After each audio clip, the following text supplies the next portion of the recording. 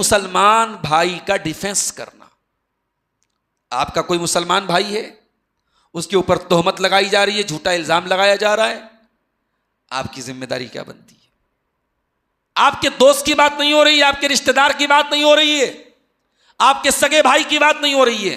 من رد عن ارض اخیہ, اللہ کے رسول نے فرمایا جو اپنے مسلمان بھائی کی عزت کا ڈیفنس کرتا ہے, رد اللہ عن وجہہ النار یوم القیامہ, قیامت کے دن اللہ تعالی جہنم کی آگ سے اس کے چہرے کو دور کرے گا. اگر آپ جہنم کی آگ سے بچنا چاہتے ہیں تو اپنے آپ کو ایسا بنائیے کہ آپ لوگوں کی عزتیں بچانے والے بنیے. ہمارے یہاں تو مسئلہ یہ کہ صاحب ہم تو عزتیں اچھالنے والے بن چکے ہیں. ہمیں معلوم ہو جائے کہ صاحب فلاں کے اندر کوئی کمی ہے, فلاں کے اندر کوئی خامی ہے, فلاں کے اندر کوئی برائی ہے. ہمارا مقصد اصلاح کرنا نہیں ہے, ہم تو عزتوں کو اچھالنے لگتے ہیں. ہم تو چاہتے کہ کیسے وہ بدنام ہو جائے, کیسے اس کی عزت نیلام ہو جائے, کیسے وہ ہر گھر میں اس کی بدنامی کا چرچا پہنچ جائے. نہیں میرے پیارے ساتھی, جہنم کی آگ سے بچنا ہے تو ہمیں عزتوں کا ڈیفنس کرنا پڑے گا, عزتوں کا دفاع کریں. ساتھیوں, زبان کی حفاظت کریں, زبان کا غلط یوز نہ کریں, بلا وجہ زبان سے فضول باتیں نہ نکالیں. آج کل ہمارے کچھ نوجوانوں کو بڑا شوق رہتا ہے ہر مسئلے میں کمنٹ کرنے کا. ایران میں جنگ چل رہی ہے, اس پر بھی فیس بک پر لکھا جا رہا ہے. کسی کا انتقال ہو گیا اور کسی کو جو ہے فوراً شہادت کا درجہ دینے لگے, یا کسی پر گالی بکنے لگے, لعنت کرنے لگے. یہ چل رہا ہے مارکیٹ میں. ہمارا نوجوان ہر چیز پر اپنا ری ایکشن دکھانا چاہتا ہے. ایسے نوجوانوں سے میں کہنا چاہوں گا کہ آپ بلا وجہ یہ گلوبل پالیٹکس کے چکر میں نہ پڑیں. ایران میں کیا ہو رہا ہے, بحرین میں کیا ہو رہا ہے, امارات میں کیا ہو رہا ہے, یہ اللہ تعالیٰ آپ سے نہیں پوچھے گا. وَلَا تَقْفُ مَا لَيْسَ لَكَ بِهِ عِلْمٌ, جس چیز کی پوری نالج نہ ہو اس چیز کے پیچھے مت پڑیے. سوشل میڈیا کو آج بہت بڑا فتنہ بنا دیا گیا ہے. اپنے نوجوانوں سے کہنا چاہوں گا کہ سوشل میڈیا کا استعمال بہت احتیاط کے ساتھ کریں, بہت احتیاط. تو آج کی ہماری جو تقریر کا عنوان ہے کہ وہ کون سی چیزیں ہیں جو ہمیں جہنم سے بچا سکتی ہیں, وہ کون سے اعمال ہیں, وہ کون سی ایکٹیویٹیز ہیں جو ہمیں جہنم سے بچا سکتی ہیں. اس سے پہلے کہ میں وہ اعمال آپ کے سامنے بیان کروں, آئیے قرآن کی روشنی میں ذرا جہنم کا ایک جائزہ لیتے کہ جہنم ہے کیسی چیز. قرآن کہتا ہے ان جہنم کانت مرصادا للطاغین مآبا لابثین فیہا احقابا, بے شک جہنم انتظار کر رہی ہے, گھات لگا کر کے بیٹھی ہے. جہنم ویٹ کر رہی ہے کس کا؟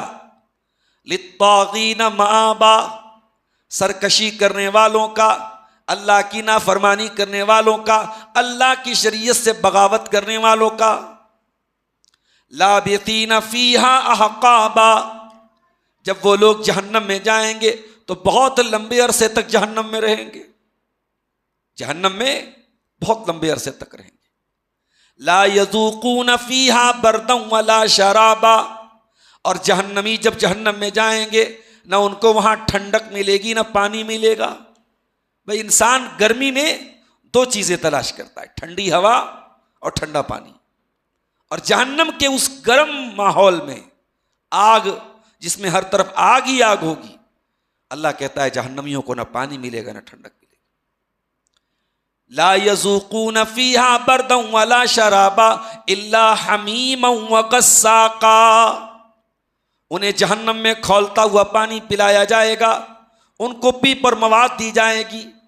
الا حمیما وغساقا جزاء وفاقا, اور یہ ان کے اعمال کی پوری سزا ہوگی. انہم کانوا لا یرجون حسابا, یہ اللہ سے حساب کی امید نہیں رکھتے تھے. یہ جہنم کا ایک نقشہ اللہ نے قرآن میں کھینچا ہے. دنیا میں ہم دیکھتے ہیں اگر آگ میں کوئی جل جائے تو اس آگ کے جلنے کا جو اثر ہوتا ہے وہ زندگی بھر نہیں جاتا ہے انسان کا. باڈی پر ایک علامت ہو جاتی کہاں یہ انسان جلا تھا. اور دنیا کی جو یہ آگ ہے, اس آگ سے 70 گنا زیادہ خطرناک جہنم کی آگ ہوگی. اللہ کے نبی صلی اللہ علیہ وسلم صحابہ سے کہتے ہیں کہ تمہاری دنیا کی آگ جہنم کا 70واں حصہ ہے. جہنم کو اگر 70 حصوں میں ڈیوائڈ کر دیا جائے اس کا ایک حصہ جہنم دنیا کی آگ ہے. صحابہ نے کہا اللہ کے رسول جلانے کے لیے تو دنیا کی آگ ہی کافی ہے. آپ نے فرمایا ہاں، لیکن جہنم کی آگ دنیا کی آگ سے 70 گنا زیادہ خطرناک ہوگی. دنیا کی آگ لکڑی سے جلتی ہے، کوئلے سے جلتی ہے، پیٹرول سے جلتی ہے، ڈیزل سے جلتی ہے. جہنم کی آگ کس چیز سے جلے گی؟ یا ایھا الذین آمنوا قوا انفسکم واہلیکم نارا، اے ایمان والو اپنے آپ کو اور اپنے گھر والوں کو جہنم کی آگ سے بچاؤ. وقودھا الناس والحجارہ، جس آگ کا ایندھن اور انسان اور پتھر ہوں گے، جو انسانوں سے جلے گی، جو پتھروں سے جلے گی. جہنم کی آگ انسانوں سے جلے گی، پتھروں سے جلے گی. علیہا ملائکۃ غلاظ شداد، اور اس جہنم کے جو نگراں ہوں گے، جو چوکیدار ہوں گے، وہ بڑے سخت قسم کے فرشتے ہوں گے. لا یعصون اللہ ما امرہم، وہ اللہ کے کسی حکم کی نافرمانی نہیں کریں گے. یہ ہوگی جہنم میرے ساتھی. دنیا کی آگ میں انسان ایک بار جلتا ہے، اور جلنے کے بعد اس کی جو تکلیف ہوتی ہے وہ انسان محسوس کرتا ہے، اس کے بعد بات ختم ہو جاتی. لیکن جہنم کی آگ میں بار بار جلنا ہوگا. کلما نضجت جلودہم بدلناہم جلودا غیرہا لیذوقوا العذاب. جب ایک بار تمہاری چمڑی جل جائے گی، ہم نئی چمڑی چڑھا دیں گے. تمہاری اسکن پر ہم نئی لیئر چڑھا دیں گے، نئی چمڑی چڑھا دیں گے، پھر تم کو جلانے کی تکلیف دی جائے گی، بار بار جلنے کی تکلیف دی جائے گی. جہنم کا کھانا زقوم ہوگا، جہنم کا پانی کھولتا ہوا پانی ہوگا، جہنم کا بستر آگ کا ہوگا، جہنمیوں کے کپڑے آگ کے ہوں گے. جہنمیوں کو وہاں سے نکلنے کا کبھی موقع نصیب نہیں ہوگا، الا یہ کہ ایمان اور توحید والا ہو تو اس کو ایک دن جہنم سے نکالا جائے گا. تو یہ جہنم ہے میرے پیارے ساتھی. اب اس جہنم سے بچانے والی کون سی چیزیں ہیں؟ اس میں جو سب سے پہلی چیز ہے وہ یہ ہے کہ ہمارا خاتمہ اگر توحید پر ہوا ہے، اگر ہم شرک سے بچتے ہوئے مرے ہیں دنیا سے، تو یہ چیز ہمیں جہنم کی آگ سے بچائے گی. اللہ کے نبی نے فرمایا من مات لا یشرک باللہ شیئا دخل الجنہ. جو انسان اس حال میں مرے گا کہ وہ اللہ کے ساتھ شرک نہیں کر رہا تھا، تو وہ جنت میں جائے گا. من کان آخر کلامہ لا الہ الا اللہ دخل الجنہ. جو انسان مرنے کے پہلے آخری کلام لا الہ الا اللہ پڑھ کر کے گیا ہے، آخری کلمہ اس کی زبان سے لا الہ الا اللہ نکلا ہے، توحید پر وہ مرا ہے، اللہ کی توحید پر اس کا خاتمہ ہوا ہے، وہ جنت میں جائے گا، وہ جہنم سے بچا لیا جائے گا. تو یہ سب سے ضروری چیز ہے کہ ہم مرتے دم تک اپنی توحید کی حفاظت کریں. اللہ کے نبی فرماتے ہیں کہ ساری زندگی ایک انسان توحید پر رہتا ہے، ایمان پر رہتا ہے، یہاں تک کہ اس کے اور جنت کے بیچ میں صرف ایک بالشت کا فاصلہ رہ جاتا ہے، اور پھر اس کی تقدیر غالب آ جاتی ہے، اور مرنے کے پہلے وہ کوئی کفریہ کلمہ، کوئی شرکیہ کام کر کے مر جاتا ہے اور جہنم میں چلا جاتا ہے. اس لیے ہمیں اللہ سے حسن خاتمہ کی دعا کرنی چاہیے. ہمیں اللہ سے توفیق مانگنی چاہیے کہ اے اللہ، جس طریقے سے تو نے توحید کی دولت سے ہمیں نوازا ہے، اسی دولت کے ساتھ ہمیں دنیا سے جانے کی بھی توفیق عطا فرما. قرآن ہم سے بار بار کہتا ہے وَلَا تَمُوتُنَّ إِلَّا وَأَنْتُمْ مُسْلِمُونَ، تمہیں موت نہ آئے مگر اسلام کی حالت.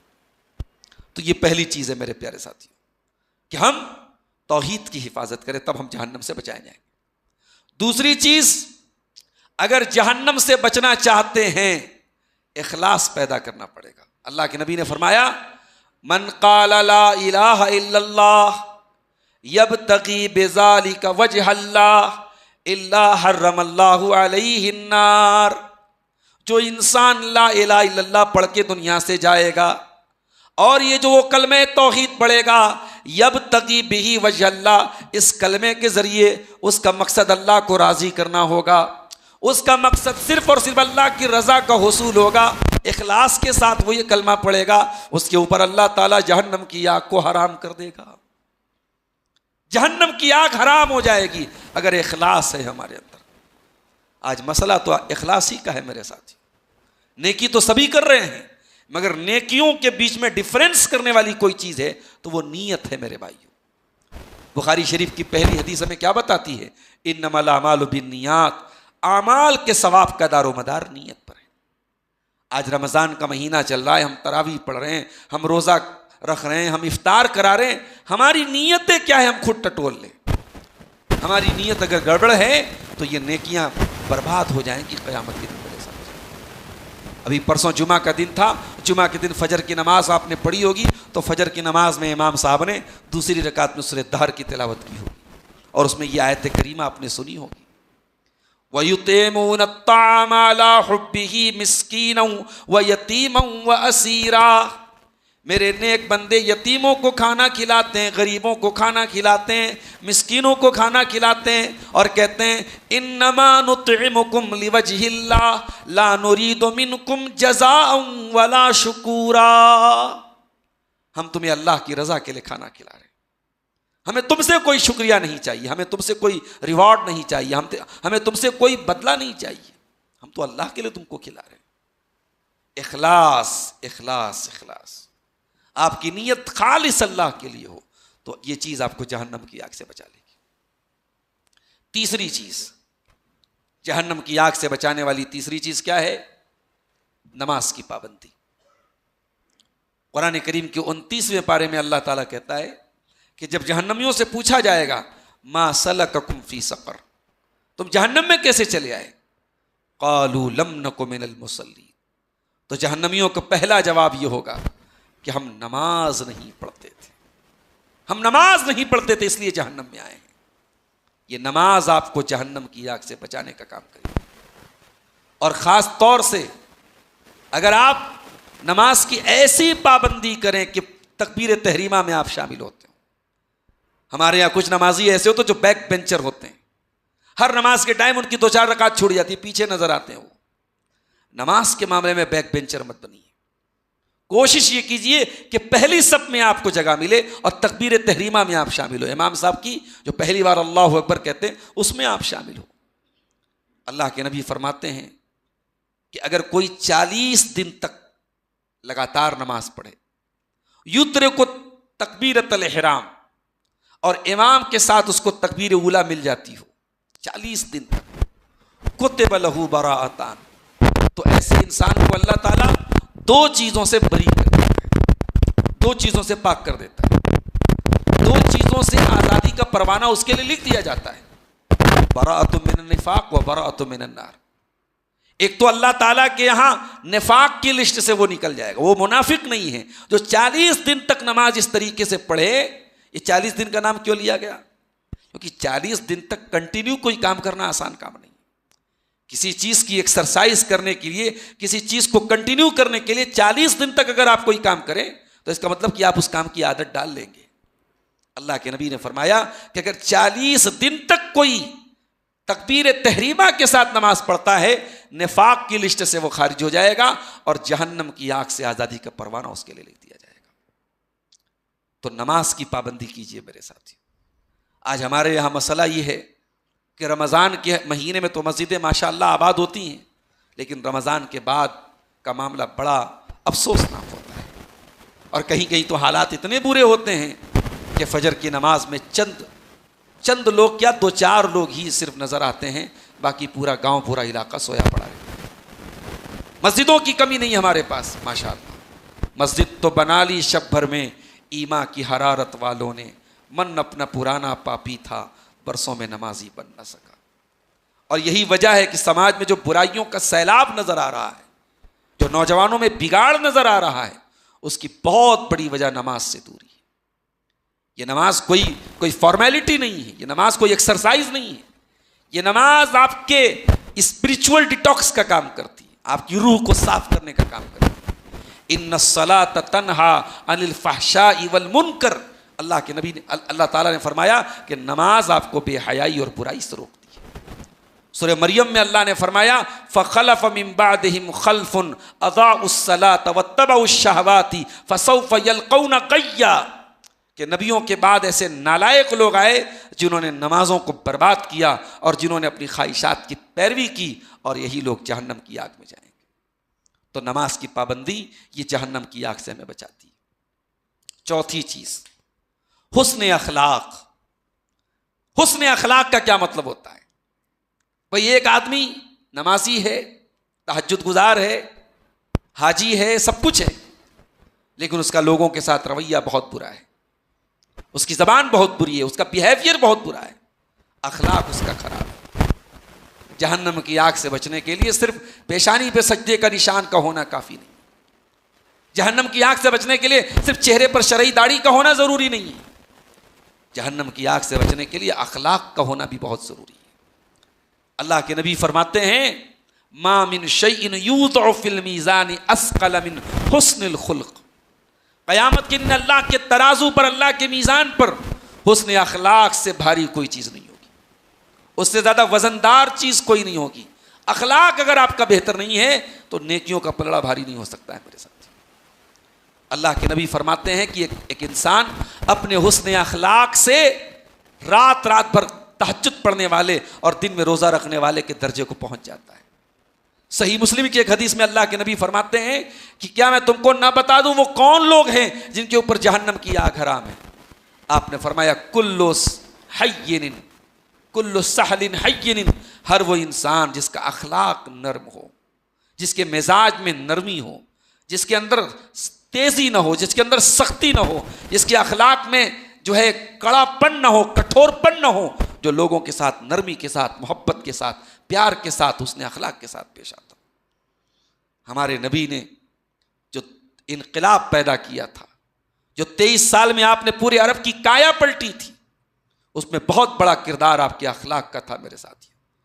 شاعر کہتا ہے ظالم سے لیا ظلم کا بدلہ نہ کسی وقت، مارا بھی تو اخلاق کی تلوار سے مارا۔ تو یہ بہت ضروری چیز ہے حسن اخلاق۔ جہنم سے بچانے والی ایک اور چیز ہے، اور اس چیز کا نام ہے روزہ، جو آج رمضان کے مہینے میں ہم رکھ رہے ہیں۔ یہ تو فرض ہے ہمارے اوپر، اس رمضان کے علاوہ بھی ہمیں نفلی روزے رکھنے چاہیے۔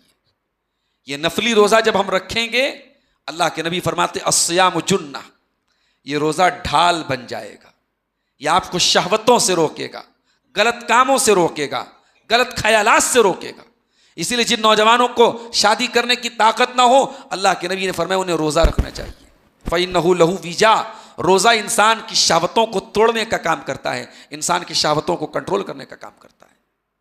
اور ایک دن کا بھی اگر آپ نے نفلی روزہ رکھا ہے، اللہ کے رسول فرماتے ہیں، بخاری کی روایت ہے، من صام یوما فی سبیل اللہ، جو ایک دن کے لیے اللہ کی راہ میں نفلی روزہ رکھتا ہے، باعد اللہ عنہ 70 خریفا، اللہ تبارک و تعالیٰ اس کے چہرے کو 70 سال تک جہنم کی آگ سے دور رکھے گا۔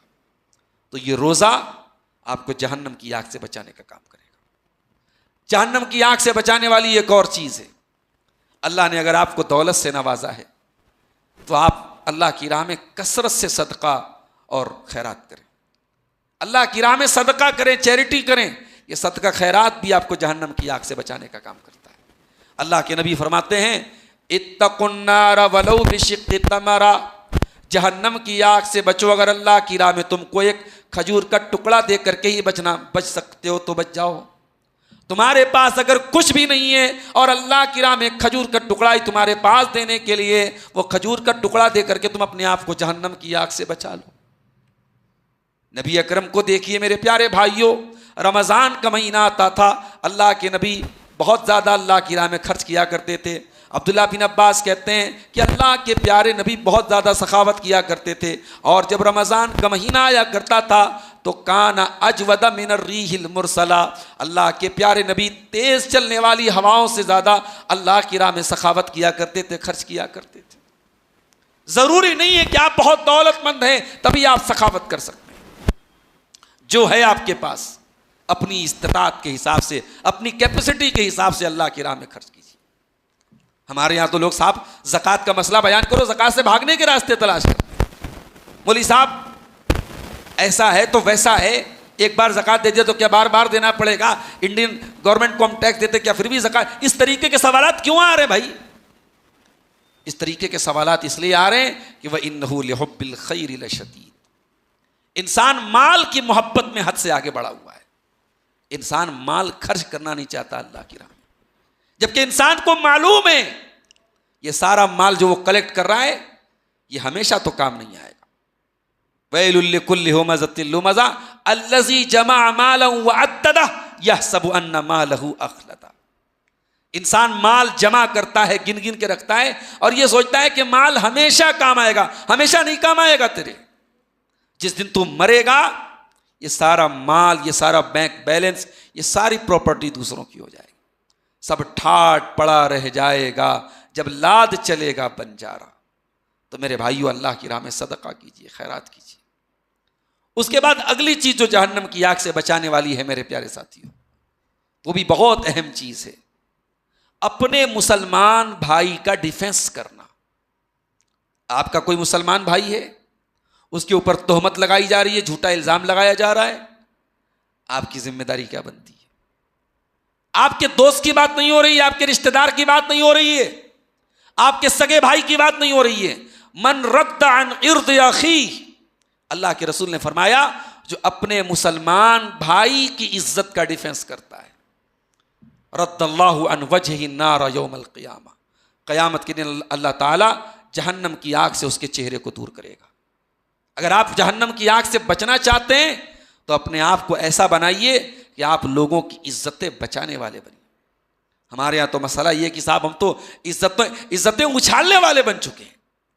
ہمیں معلوم ہو جائے کہ صاحب فلاں کے اندر کوئی کمی ہے، فلاں کے اندر کوئی خامی ہے، فلاں کے اندر کوئی برائی ہے، ہمارا مقصد اصلاح کرنا نہیں ہے، ہم تو عزتوں کو اچھالنے لگتے ہیں۔ ہم تو چاہتے کہ کیسے وہ بدنام ہو جائے، کیسے اس کی عزت نیلام ہو جائے، کیسے وہ ہر گھر میں اس کی بدنامی کا چرچا پہنچ جائے۔ نہیں میرے پیارے ساتھی، جہنم کی آگ سے بچنا ہے تو ہمیں عزتوں کا ڈیفنس کرنا پڑے گا، عزتوں کا دفاع کرنا پڑے گا۔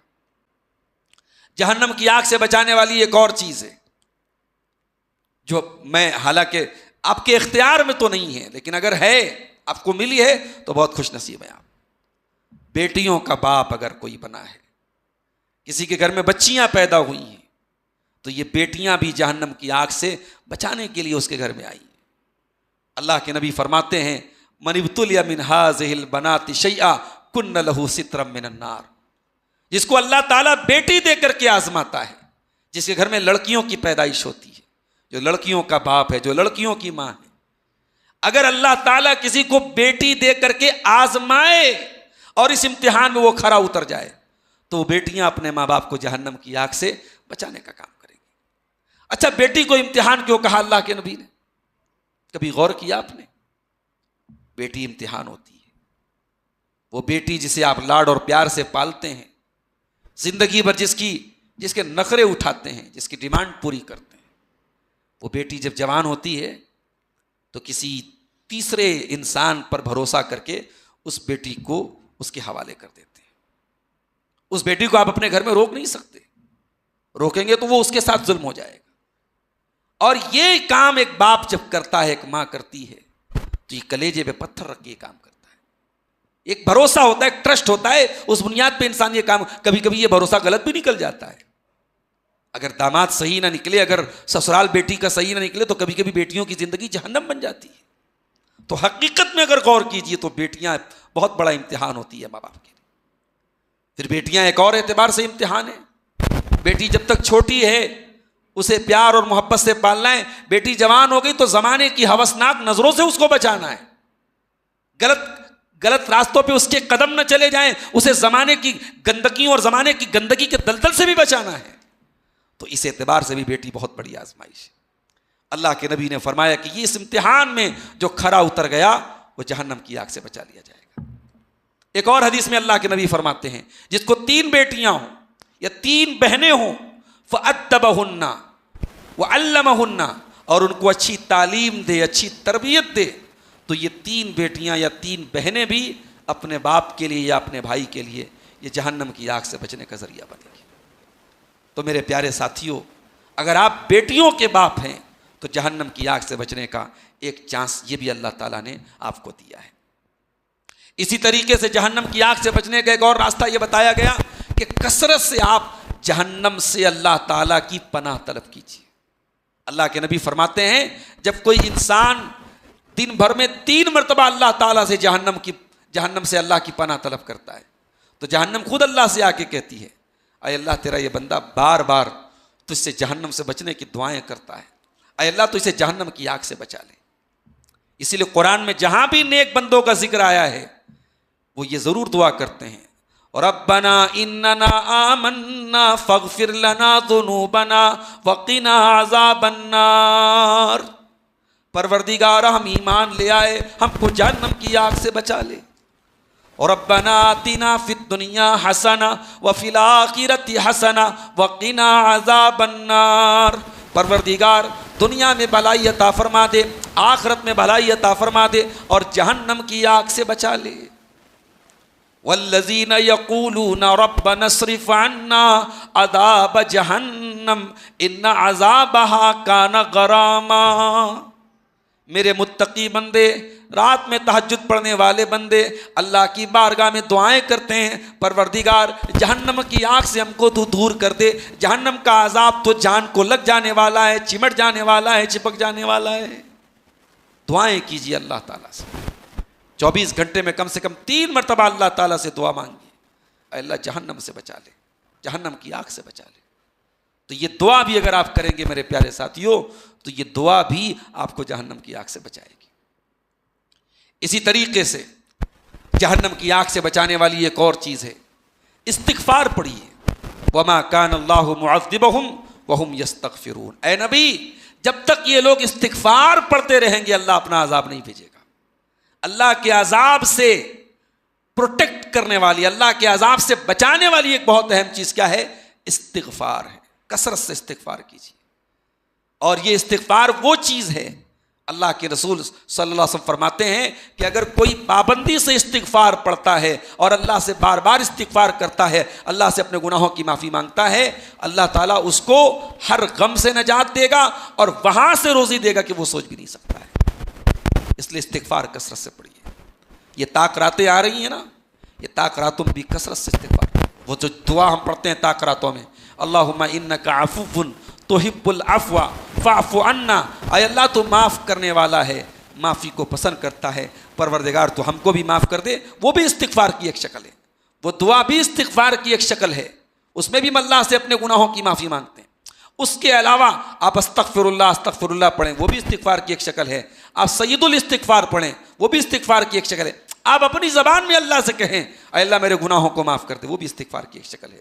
میرے پیارے ساتھیوں، اسی طریقے سے جہنم کی آگ سے بچنے کا ایک راستہ ہمیں یہ بھی بتایا گیا قرآن و حدیث میں کہ اگر ہو سکے تو ہم کسی یتیم کی کفالت اپنے ذمہ لے لیں.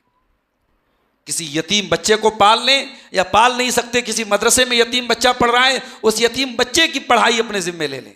اللہ کے نبی نے اپنی دونوں انگلیوں سے اشارہ کر کے فرمایا انا وکافل الیتیم کہاتین، میں اور یتیم کو پالنے والا جنت میں ایسے رہیں گے جیسے یہ دونوں انگلیاں ایک دوسرے سے بالکل سٹی ہوئی، اٹیچڈ ہیں.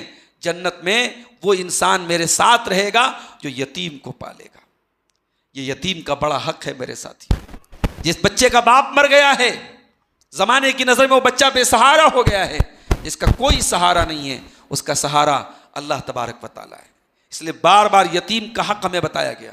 یہاں تک کہ ایک صحابی اللہ کے رسول کے پاس آتے ہیں اور کہتے ہیں اللہ کے نبی مجھے اپنا دل بڑا سخت محسوس ہوتا ہے، کوئی علاج بتا دیجئے، کوئی سولیوشن بتا دیجئے.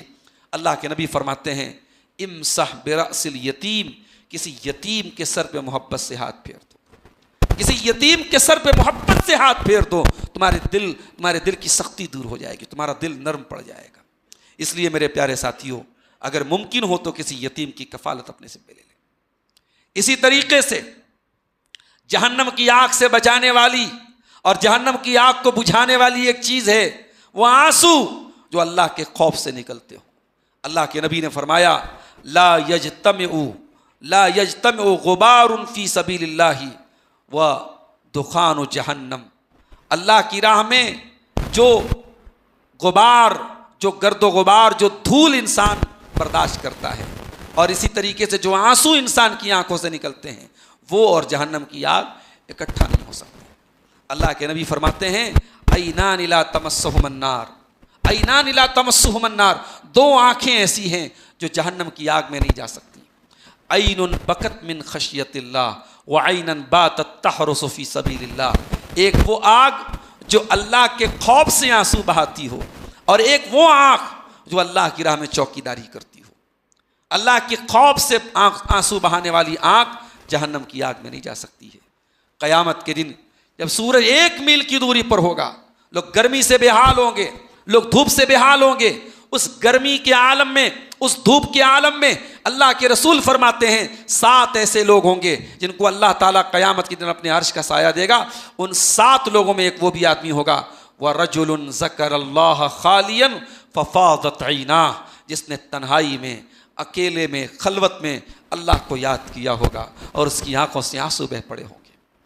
رمضان کے آخری عشرے میں اعتکاف ایک بہترین موقع ہے، اعتکاف ایک بہترین موقع ہے تنہائی اختیار کرنے کا، اور تنہائی میں اللہ کے سامنے رونے کا، اور تنہائی میں اپنے گناہوں پر پچھتانے کا، اور تنہائی میں اللہ سے سچی توبہ کرنے کا۔ اس لیے میرے نوجوان ساتھیوں، اگر ممکن ہو تو ضرور اعتکاف کیجئے اور اس چیز پر عمل کیجئے۔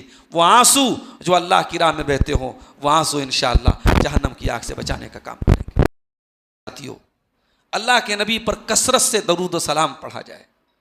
نبی پر درود و سلام پڑھنا یہ بھی انسان کے لیے جہنم کی آگ سے بچنے کا ذریعہ ہے۔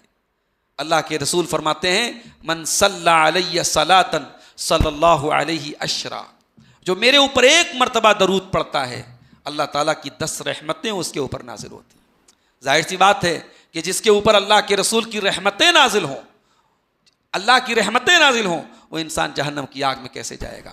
اس لیے جہنم کی آگ میں جانے سے بچنا ہے تو ہمیں رسول اکرم پر کثرت سے درود پڑھنا پڑے گا۔ حضرت ابی بن کعب غالباً اگر میں نام نہیں بھول رہا ہوں، تو انہوں نے ایک مرتبہ اللہ کے رسول سے پوچھا تھا کم اجعل لک صلاتی، اے اللہ کے رسول میں اپنی دعا کا کتنا حصہ آپ کے اوپر درود پڑھنے کے لیے خاص کروں؟ اللہ کے رسول نے فرمایا تمہاری مرضی۔ انہوں نے کہا کہ اللہ کے رسول اگر میں اپنی دعا کا 1/4 حصہ اگر میں آپ کے اوپر درود پڑھنے کے لیے خاص کر دوں تو کیا چلے گا؟ آپ نے فرمایا کہ اگر اس سے کچھ زیادہ پڑھو تو اور بہتر ہے۔ انہوں نے کہا کہ اگر 1/3 کر دوں تو؟ آپ نے فرمایا اگر اس سے بھی زیادہ کر دوں تو اور بہتر ہے۔ انہوں نے کہا اگر آدھا کر دوں تو اپنی دعا کا، اپنے وظیفہ کا آدھا حصہ میں درود پڑھنے میں گزاروں؟ آخر میں انہوں نے کہا کہ اگر میں پورا اپنا وظیفہ جو میں پڑھتا ہوں اتنی دیر تک میں اللہ کے رسول آپ پر درود پڑھوں تو اللہ کے نبی نے فرمایا اذن تغفر ہمک ویغفر لک ذنبک، اگر تم جتنی دیر تک اپنا وظیفہ پڑھتے ہو، جتنی دیر تک تم نے دعا کے لیے خاص وقت نکالا ہے، اتنی دیر تک اگر تم اللہ کے رسول پر درود پڑھتے ہو تو تمہارے تمام گناہ معاف ہو جائیں گے اور تمہارے تمام غم دور ہو جائیں گے۔ تو رسول اکرم پر درود پڑھنا یہ بہت بڑا عمل ہے میرے پیارے ساتھیوں۔ یہ رسول اکرم پر درود پڑھنا یہ وہ عمل ہے جو ہمارے گناہوں کی مغفرت کا ذریعہ بنے گا اور ہمیں جہنم کی آگ سے بچانے کا کام کرے گا۔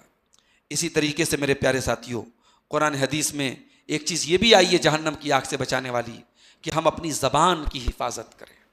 آج بہت سارے گناہ ہیں جو اسی زبان سے ہوتے ہیں، اسی زبان سے جھوٹ بولا جاتا ہے، اسی زبان سے غیبتیں ہو رہی ہیں، اسی زبان سے چغلیاں کھائی جا رہی ہیں، اسی زبان سے گالی بکی جا رہی ہے، اسی زبان سے ولگر باتیں کی جا رہی ہیں۔ اللہ کے نبی نے حضرت معاذ بن جبل سے کہا تھا کف علیک لسانک، اے معاذ بن جبل اس زبان کو کنٹرول کر لو۔ حضرت معاذ نے کہا اے اللہ کے رسول کیا اس زبان کی بھی پکڑ ہوگی اللہ تعالیٰ کے یہاں؟ کیا زبان سے جو انسان جو باتیں کرتا ہے ان باتوں پر اللہ تعالیٰ کے یہاں عذاب ہوگا، پکڑ ہوگی؟ آپ نے فرمایا وَهَلْ يُكَبُّ النَّاسُ عَلَى مَنَاخِرِهِمْ إِلَّا حَصَائِدَ أَلْسِنَتِهِمْ، انسان قیامت کے دن اپنی ناک کے بل گھسیٹ کر کے جہنم میں ڈالا جائے گا اسی زبان کے کرتوت کی وجہ سے، اسی زبان کے کاموں کی وجہ سے۔ اس لیے میرے پیارے ساتھیوں زبان کی حفاظت کریں، زبان کا غلط یوز نہ کریں، بلا وجہ زبان سے فضول باتیں نہ نکالیں۔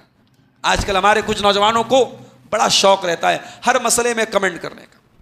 ایران میں جنگ چل رہی ہے اس پر بھی فیس بک پر لکھا جا رہا ہے، کسی کا انتقال ہو گیا اور کسی کو جو ہے فوراً شہادت کا درجہ دینے لگے یا کسی پر گالی بکنے لگے، لعنت کرنے لگے، یہ چل رہا ہے مارکیٹ میں۔ ہمارا نوجوان ہر چیز پر اپنا ری ایکشن دکھانا چاہتا ہے۔ ایسے نوجوانوں سے میں کہنا چاہوں گا کہ آپ بلا وجہ یہ گلوبل پالیٹکس کے چکر میں نہ پڑیں۔ ایران میں کیا ہو رہا ہے، بحرین میں کیا ہو رہا ہے، امارات میں کیا ہو رہا ہے، یہ اللہ تعالیٰ آپ سے نہیں پوچھے گا۔ وَلَا تَقْفُ مَا لَيْسَ لَكَ بِهِ عِلْمٌ، جس چیز کی پوری نالج نہ ہو اس چیز کے پیچھے مت پڑیے۔ سوشل میڈیا کو آج بہت بڑا فتنہ بنا دیا گیا ہے۔ اپنے نوجوانوں سے کہنا چاہوں گا کہ سوشل میڈیا کا استعمال بہت احتیاط کے ساتھ کریں، بہت احتیاط کے ساتھ کریں۔ اسی طریقے سے میرے پیارے ساتھیوں، جہنم کی آگ سے بچانے والی ایک اور چیز جو قرآن و حدیث میں ہمیں بتائی گئی کہ ہم تہجد کی نماز کا اہتمام کریں۔ تہجد کی نماز، قیام اللیل کی نماز، یہ قیام اللیل کی نماز وہ نماز ہے جو سیکرٹ عبادت ہے۔ یہ رات میں انسان پڑھتا ہے جب دنیا سو رہی ہوتی ہے۔ اللہ کے نبی فرماتے ہیں افشوا السلام، سلام کو پھیلاؤ، وصلوا الارحام، رشتوں کو جوڑو، واطعموا الطعام، لوگوں کو کھانا کھلاؤ، وصلوا باللیل والناس نیام، اور رات میں نماز پڑھو جب لوگ سو رہے ہوں، تدخلوا الجنت بسلام، تو تم سلامتی کے ساتھ، سکون کے ساتھ جنت میں داخل ہو جاؤ گے۔ تو میرے پیارے ساتھیوں، جنت میں لے کے جانے والی اور جہنم سے دور کرنے والی چیزوں میں یہ ایک چیز ہے رات کی نماز، قیام اللیل کی نماز۔ رمضان کا مہینہ چل رہا ہے، ہم تراویح کی نماز پڑھ رہے ہیں۔ تراویح کی نماز تو رمضان میں ہمیں ایک پریکٹس دینے کے لیے، ہمیں ایک عادت ڈالنے کے لیے بنائی گئی ہے۔ ہم باقی سال کے 11 مہینوں میں بھی کوشش کریں کہ رات میں اٹھ کر کے ہم تہجد کی نماز پڑھیں۔ اللہ قرآن میں کہتا ہے تتجافا جنوبہم عن المضاجع يدعون ربهم خوفا وطمعا ومما رزقناهم ينفقون۔ میرے کچھ بندے ایسے بھی ہوتے ہیں کہ وہ اپنے بستر سے الگ ہوتے ہیں، دنیا بستر پہ سو رہی ہوتی ہے اور وہ اپنے بستر سے الگ ہوتے ہیں، اور بستر سے الگ ہو کے وہ اللہ کی بارگاہ میں دعائیں کرتے ہیں، سجدے کرتے ہیں، اللہ سے کی بارگاہ میں روتے ہیں، اللہ کے عذاب سے ڈرتے ہیں، اللہ کی رحمت کی امید رکھتے ہیں۔ تو یہ قیام اللیل کی نماز، یہ تہجد کی نماز میرے پیارے ساتھیوں، یہ بھی آپ کو جہنم کی آگ سے بچانے کا کام کرتی ہے۔ اسی طریقے سے جہنم کی آگ سے بچانے والی ایک اور چیز ہے، اور وہ چیز یہ ہے کہ ہم لوگوں کی راہ سے، لوگوں کی زندگی سے تکلیفوں کو دور کریں۔ اللہ کے نبی نے فرمایا کہ ایمان کے 70 سے زیادہ ایمان کی شاخیں، اس میں سب سے اعلیٰ درجہ لا الہ الا اللہ کا ہے، اور سب سے ادنا درجہ کیا ہے؟ اماطۃ الاذی عن الطریق، کسی کے راستے سے تکلیف کو ہٹا دینا ہے۔ آپ مسلمان ہیں، اللہ کے نبی نے فرمایا خیر الناس انفعهم للناس، سب سے بہترین مسلمان وہ ہے جو لوگوں کے لیے سب سے زیادہ فائدہ مند ہو۔ آپ جہنم کی آگ سے بچنا چاہتے ہیں، آپ لوگوں کے کام آئیں، اور والنٹیری بیسس پر لوگوں کے کام آئیں، ہر چیز کا معاوضہ نہ لیں، ہر چیز کی اجرت کی طلب نہ کریں، لوگوں کے کام آئیں، للہ فی اللہ لوگوں کے کام آئیں۔ یہ جو آپ لوگوں کی خدمت کریں گے، یہ چیز بھی جہنم کی آگ سے بچائے گی آپ کو۔ حدیث میں آتا ہے کہ ایک عورت فاحشہ عورت تھی، بدچلن عورت تھی، اور اس عورت نے ایک کتے کو جو پیاس سے مر رہا تھا، تڑپ رہا تھا، اس نے اپنے چمڑے کے موزے میں پانی بھر کر کے اس کتے کو پانی پلا دیا اور اس کو بچا لیا۔ اللہ تعالیٰ نے اس کی اس نیکی کی وجہ سے اس کو جہنم کی آگ سے بچا لیا۔ ایک بے زبان جانور کو تڑپتا ہوا دیکھ کر کے وہ عورت رہ نہ سکی اور اس کو پانی پلا کر کے اس نے اس کی جان بچائی۔ یہ اسلام کی تعلیم ہے۔ اسلام آپ کو اپنے سینے میں دل درد مند پیدا کرنے کی تعلیم دیتا ہے۔ اسلام آپ کو سیلفش بننے کی تعلیم نہیں دیتا، خود غرض بننے کی تعلیم نہیں دیتا۔ یہ رمضان کا جو روزہ بھی ہم رکھتے ہیں نا، یہ رمضان کا روزہ بھی در حقیقت ہمیں بھوک اور پیاس کی تکلیف برداشت کر کے دنیا کے ان کروڑوں لوگوں کی بھوک اور پیاس کو محسوس کرنے کا موقع دیتا ہے۔ ہم تو بھائی اختیار سے بھوکے ہیں، ہمارے پاس کھانا ہے، ہم بھوکے ہیں، پانی ہے، ہم پیاسے ہیں، مگر دنیا کے کروڑوں لوگ ایسے ہیں جن کے پاس کھانے کو کچھ ہے ہی نہیں ہے، وہ تو مجبوری میں بیچارے بھوکے ہیں۔ ان مجبوروں، ان بے کسوں، ان پریشان حالوں کی پریشانی کا احساس کرانے کے لیے رمضان کا روزہ میرے پیارے ساتھیوں رکھا گیا ہے۔ اسی طریقے سے میرے عزیزوں، جہنم کی آگ سے بچانے والی ایک اور چیز ہے، اللہ کا خوف اپنے دل میں پیدا کیجیے۔ وَلِمَنْ خَافَ مَقَامَ رَبِّهِ جَنَّتَانِ، جس کے دل میں یہ احساس پیدا ہو گیا کہ مجھے اپنے رب کے سامنے کھڑے ہونا ہے، اپنے رب کے سامنے حساب دینا ہے، وہ انسان جنت میں جائے گا۔ اللہ کے رسول فرماتے ہیں تم سے پہلے کی امتوں میں ایک آدمی تھا، بہت گنہگار تھا، کوئی گناہ ایسا نہیں تھا جو اس نے نہ کیا ہو، ساری زندگی گناہوں میں گزری تھی۔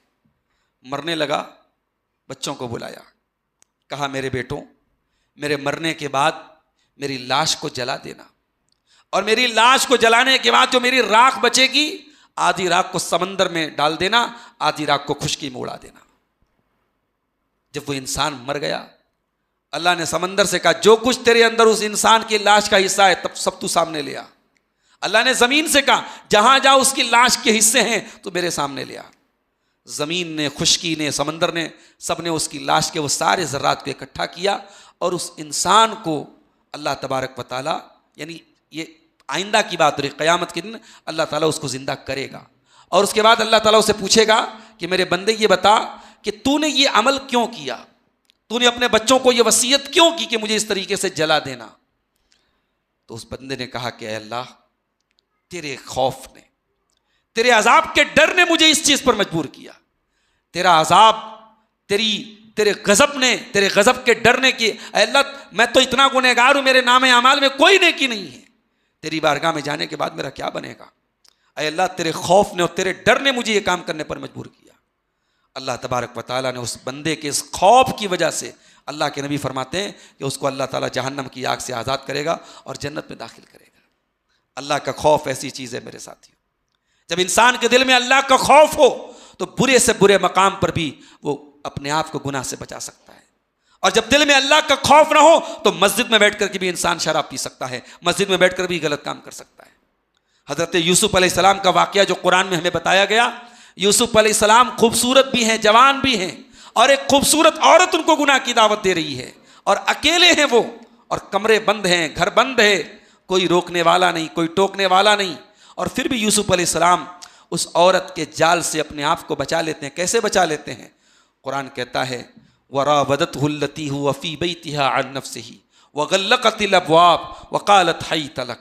یوسف علیہ السلام کو اس عورت نے اپنے جال میں پھنسانے کی کوشش کی، جس عورت کے گھر میں یوسف رہتے تھے، اور اس نے سارے دروازے بند کر لیے. وقالت حيت لك، اور اس نے کہا اے یوسف میرے پاس آ جاؤ. قال معاذ اللہ، یوسف نے کہا میں اللہ کی پناہ چاہتا ہوں. یوسف نے کہا میں اللہ کی پناہ چاہتا ہوں. اللہ کی پناہ، اللہ کے خوف کی پناہ، اللہ کے ڈر کی پناہ، اللہ کا تقوی، یہ بہت بڑا فارمولہ ہے آپ کو گناہوں سے بچانے کا. میرے پیارے ساتھیوں، جب تک یہ خوف ہمارے اندر پیدا نہیں ہوگا، جب تک یہ احساس نہیں ہوگا کہ اللہ دیکھ رہا ہے، تب تک ہم گناہوں سے نہیں بچ سکتے.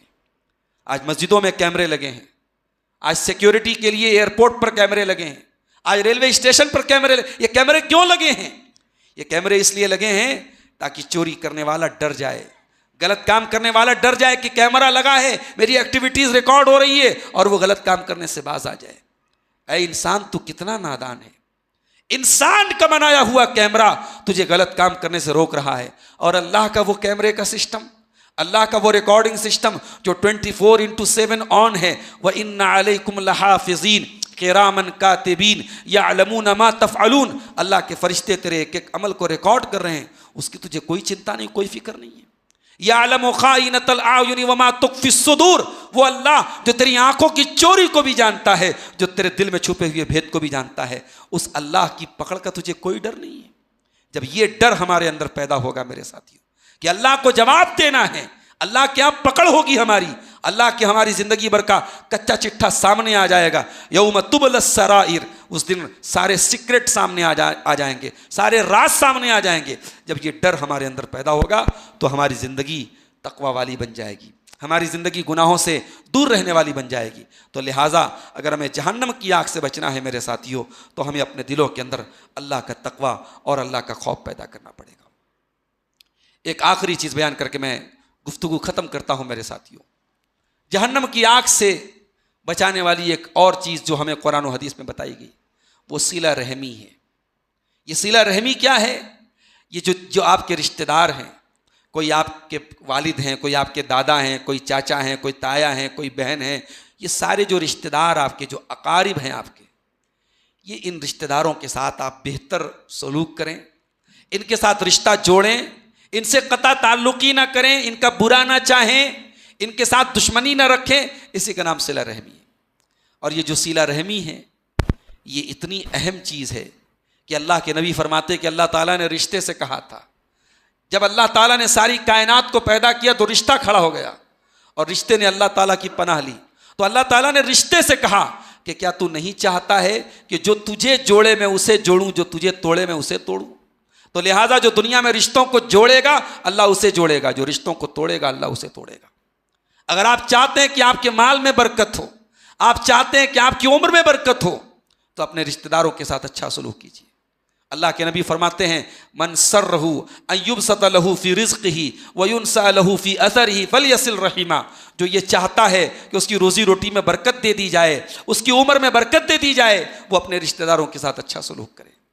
اور یہاں ایک بات یاد رکھیے، ہمارے یہاں کیا ہوتا ہے کہ ہم اسی رشتہ دار کے ساتھ اچھا سلوک کرتے ہیں جو ہمارے ساتھ اچھا سلوک کرے۔ ٹٹ فار ٹیٹ، جیسے کو تیسا۔ اس نے ہمیں شادی میں نہیں بلایا تو ہم کیوں بلائیں گے؟ وہ ہم سے تعلق نہیں رکھتا تو ہم کیوں رکھیں گے؟ یہ ہمارا مزاج ہے۔ بلکہ ہمارا مزاج تو یہ ہے کہ شیر کے مقابلے میں ہم سوا شیر ہیں، وہ اینٹ چلائے گا تو ہم پتھر چلائیں گے۔ یہ اصول غلط ہے میرے پیارے ساتھی۔ اگر آپ کا کوئی قریبی رشتہ دار ہے اور وہ آپ سے دوری بنا رہا ہے تو آپ مت بنائیے دوری، آپ سے جہاں تک ممکن ہو آپ اس کا بھلا کرنے کی کوشش کیجیے، حسن سلوک کیجیے اس کے ساتھ۔ اللہ کے نبی فرماتے سل من قطعک، جو تجھ سے رشتہ توڑے تو اس کے ساتھ رشتہ جوڑنے کا کام کر۔ ایک صحابی اللہ کے رسول کے پاس آئے، کہا اے اللہ کے نبی میرے کچھ رشتہ دار ہیں، میں ان کے ساتھ اچھا سلوک کرتا ہوں، وہ میرے ساتھ برا سلوک کرتے ہیں، میں ان کے ساتھ بھلائی کرتا ہوں، میرے ساتھ برائی کرتے ہیں، تو میں کیا کروں اے اللہ کے نبی؟ تو آپ نے فرمایا کہ جب تک تم یہ کام کر رہے ہو اللہ تعالیٰ کی طرف سے ایک مدد کرنے والا تمہاری مدد کرتا رہے گا، اللہ کی طرف سے ایک سپورٹر، ایک مدد کرنے والا تمہارا سپورٹ کرے گا، مدد کرے گا۔ اور جب تک تم ایسا کر رہے ہو تم ان کے منہ میں جہنم کی راکھ بھر رہے ہو۔ کیا مطلب؟ یعنی تم تو اپنی ڈیوٹی ادا کر رہے ہو، اپنی رسپانسبلٹی ادا کر رہے ہو، اگر سامنے والے لوگ تمہارے ساتھ غلط سلوک کر رہے ہیں تو وہ اپنے آپ کو جہنم کا حقدار بنا رہے ہیں۔ پتہ یہ چلا کہ جہنم سے بچانے والی یہ چیز ہے کہ ہم اپنے رشتہ داروں کے ساتھ صلہ رحمی کریں۔ زکوٰۃ اور خیرات اگر نکالیں تو دیکھیں ہمارے ریلیٹیوز میں، ہمارے رشتہ داروں میں اگر کوئی ضرورت مند ہے اس کو ترجیح دیں، اس کا پہلے حق ادا کریں، اس کی ضرورتوں کو پہلے پورا کریں۔ تو یہ چند باتیں تھیں میرے پیارے ساتھیوں جو جہنم کی آگ سے بچانے والے اعمال کے تعلق سے آپ کے سامنے رکھی گئی ہیں۔ ہم اللہ رب العالمین سے دعا کرتے ہیں الہ العالمین تو ہمیں جہنم کی آگ سے بچا لے، پروردگار ہمیں ان اعمال کو کرنے کی توفیق عطا فرما جو جہنم کی آگ سے بچانے والے ہیں، اور ان تمام چیزوں سے ہمیں تو بچا لے جو جہنم میں لے کے جانے والے ہیں۔ پروردگار رمضان کا یہ مبارک مہینہ ہے، ہم نے تھوڑی بہت جو نیکیاں کی ہیں، یہ تقریباً 20 رمضان ہونے والا ہے، اور ہم نے روزے جو رکھے ہیں، تراویح پڑھی ہے، اگر اب تک ہم نے جو کمی اور کوتاہی کی اللہ تو اس کو معاف کر دے، اور آئندہ کے دنوں میں خاص طور سے آخری عشرے میں تو ہمیں توفیق عطا فرما کہ ہم رمضان کی ان نعمتوں کا بھرپور فائدہ اٹھائیں، اور اے اللہ ہم تیری رحمتوں کے حقدار بن جائیں، تیری مغفرت کے حقدار بن جائیں۔ اے اللہ انہی طاق راتوں میں کوئی ایک رات لیلۃ القدر ہے، قدر کی رات ہے، اے اللہ اس رات کو ہمیں پانے کی توفیق عطا فرما، اس رات کی عبادت کی ہمیں توفیق عطا فرما۔ الہ العالمین ہماری عبادتوں میں اخلاص پیدا فرما دے، ہمیں ریاکاری سے بچا لے، ہمیں دکھاوے سے بچا لے، جو ہمیں بیمار ہیں ان کو شفائے کاملہ عاجلہ عطا فرما دے، جو روزگار سے پریشان ہیں ان کے کاروبار میں برکت نصیب فرما دے۔ اے اللہ پوری دنیا میں امن اور چین اور سکون نازل فرما دے۔ اے اللہ موسم میں بڑی شدت ہے، بڑی دھوپ ہے، بڑی گرمی ہے، بڑی تپش ہے، اے اللہ اپنے روزے دار بندوں پر رحم فرما، رحمتوں کی برکھا برسا دے، رحمتوں کی بارش برسا دے، موسم کو معتدل بنا دے، ہواؤں کو ٹھنڈا بنا دے۔ الہ العالمین یہ روزے کی عبادت ہمارے لیے آسان کر دے، یہ تراویح کی عبادت ہمارے لیے آسان کر دے۔ اے اللہ دنیا کے کسی بھی خطے اور علاقے میں جہاں ظالم ظلم کر رہا ہے، اے اللہ تو ظالم کو اس کے انجام تک پہنچا دے اور مظلوم کی مدد فرما دے۔ الہ العالمین ہماری مساجد کی حفاظت فرما، ہمارے مدارس کی حفاظت فرما، ہمارے علماء کی حفاظت فرما۔ الہ العالمین ہم جب تک دنیا میں زندہ رہیں اسلام پر زندہ رہیں اور ہمارا خاتمہ ایمان پر ہو۔ ربنا تقبل منا انک انت السمیع العلیم وتب علینا انک انت التواب الرحیم، وصلی اللہ تعالی علی نبینا محمد وعلی آلہ وصحبہ اجمعین، والسلام علیکم ورحمۃ اللہ وبرکاتہ۔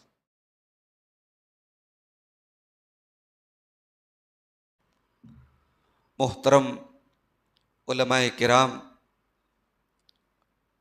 ذمہ داران جماعت، محترم بزرگوں، نوجوان ساتھیوں، پیارے بچوں، ضلع گلبرگہ کے اس تعلقہ جیورگی میں پہلی مرتبہ آنے کا اور آپ کے سامنے خطاب کرنے کا موقع آج نصیب ہو رہا ہے۔ رمضان کا مبارک مہینہ چل رہا ہے، بلکہ اب وہ اپنے آخری پڑاؤ پر پہنچ چکا ہے۔ آج ہم اور آپ انشاءاللہ 18واں روزہ مکمل کریں گے اور بس 2 دن کے بعد طاق راتیں شروع ہونے والی ہیں۔ میرے بھائیوں، یہ جو پروگرام ہے اس میں جس موضوع پر میں کچھ گفتگو کرنا چاہتا ہوں وہ موضوع اس اعتبار سے بہت اہم موضوع ہے کہ اس کا تعلق ہم میں سے ہر شخص کی کامیابی کے ساتھ ہے۔ ہمیں سے ہر شخص کامیاب ہونا چاہتا ہے، سکسیس ہونا چاہتا ہے، لیکن یہ کامیابی کہاں ملے گی؟ اگر کامیابی کے معیار اور کامیابی کا اسٹینڈرڈ اگر دنیا کے اعتبار سے ہم دیکھیں تو الگ الگ لوگوں کی نظر میں الگ الگ چیزیں کامیابی ہیں۔ کسی کی نظر میں دولت یہ کامیابی کی دلیل ہے، کسی کی نظر میں سماج میں اسٹیٹس اور رتبے کا مل جانا یہ کامیابی ہے، کسی کی نظر میں خوبصورتی کامیابی ہے، کسی کی نظر میں اولاد کامیابی کی ضمانت ہے۔ قرآن کی نظر میں، اللہ کی نظر میں کامیابی کیا ہے؟ قرآن مجید کی جو آیت میں نے آپ کے سامنے پڑھی ہے خطبہ مسنونہ کے بعد، اس آیت میں اللہ تعالیٰ نے حقیقی کامیابی، جو صحیح معنوں میں کامیابی ہے، اس کا ذکر کیا ہے اللہ نے۔ کل نفس ذائقۃ الموت، ہر نفس کو موت کا مزہ چکھنا ہے، سب کو مرنا ہے۔ وَإِنَّمَا تُوَفَّوْنَ أُجُورَكُمْ يَوْمَ الْقِيَامَةِ، اور مرنے کے بعد جب تم اللہ کی بارگاہ میں جاؤ گے قیامت کے دن، اس دن تمہارے ایک ایک عمل کا تم کو پورا پورا بدلہ دیا جائے گا۔ دنیا میں ہو سکتا ہے کہ تمہیں نیکیوں کا بدلہ نہ ملے، برائی کی سزا نہ ملے، قیامت کے دن پوری پوری سزا ملے گی، پوری پوری جزا ملے گی۔ فَمَنْ زُحْزِحَ عَنِ النَّارِ، قیامت کے دن اللہ کی بارگاہ میں جس کو جہنم سے بچا لیا جائے گا، وَأُدْخِلَ الْجَنَّةَ، اور جنت میں داخل کر دیا جائے گا، فَقَدْ فَازَ، وہی کامیاب ہے۔ یہ ہے اصل کامیابی۔ دنیا میں آپ کے پاس کیا تھا کیا نہیں تھا آخرت میں میٹر نہیں کرتا۔ آخرت میں میٹر یہ کرے گا کہ آپ جہنم سے بچائیں گے کہ نہیں بچائیں گے، آپ جنت میں داخل کیے گئے کہ نہیں کیے گئے۔ دنیا میں آپ کے پاس دولت نہیں تھی، سکون نہیں تھا، پریشان تھے، بیمار تھے، تکلیفوں میں تھے، لیکن قیامت کے دن اگر اللہ کی بارگاہ میں یہ فیصلہ کر دیا گیا کہ میرا یہ بندہ جہنم سے بچا لیا گیا، وہ انسان کامیاب ہے۔ اور دنیا میں سب کچھ تھا ہمارے پاس، بڑی لگژری لائف تھی، بڑی سکون کی زندگی تھی، گاڑی گھوڑا بنگلہ سب تھا، اور اگر قیامت کے دن اللہ کی بارگاہ میں یہ فیصلہ ہو گیا کہ یہ بندہ جہنم میں جائے گا، تو زندگی بھر کا جو سکون تھا، جو خوشیاں تھی، سب پر پانی پھر جائے گا اور بندہ ناکام ہو جائے گا۔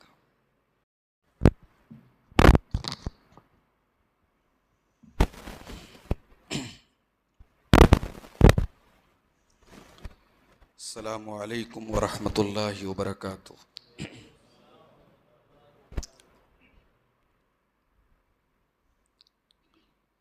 الحمد للہ نحمده ونستعینه ونستغفره ونعوذ باللہ من شرور انفسنا ومن سیئات اعمالنا،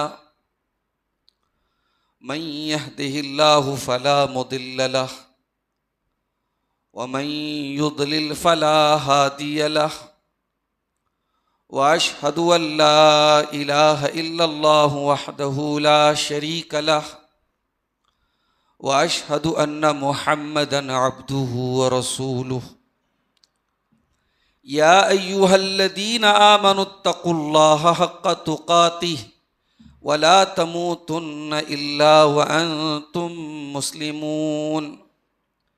يا ايها الناس اتقوا ربكم الذي خلقكم من نفس واحدة وخلق منها زوجها وبث منهما رجالا كثيرا ونساء واتقوا الله الذي تساءلون به والأرحام إن الله كان عليكم رقيبا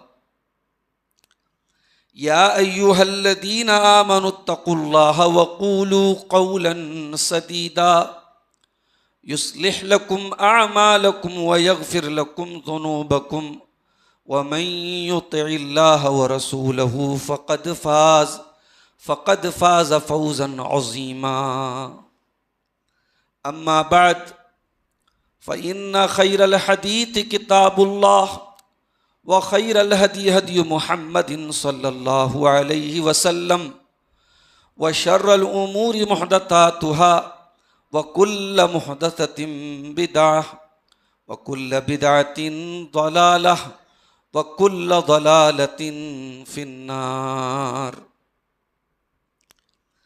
أعوذ بالله من الشيطان الرجيم بسم الله الرحمن الرحيم كل نفس ذائقة الموت وإنما توفون أجوركم يوم القيامة فمن زوزي عن النار وأدخل الجنة فقد فاز وما الحياة الدنيا إلا متاع الغرور